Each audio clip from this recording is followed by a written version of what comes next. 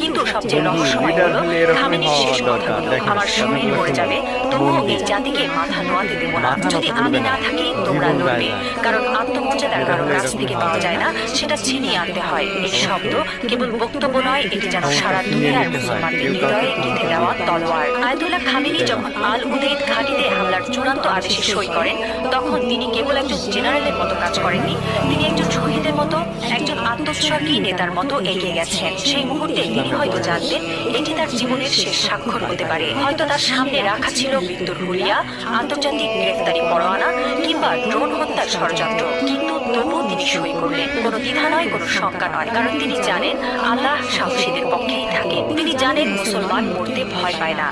যারা আল্লাহর পক্ষে থাকেন তারা জানে মৃত্যু মানেই পরাজয় নয়, বরং আত্মত্যাগী বিজয়ের শুরু। এই একজন মানুষ এখন আর কেবল ইরানের নেতা নন, তিনি হয়ে উঠছেন সারা বিশ্বের মুসলিম উম্মার প্রতীক।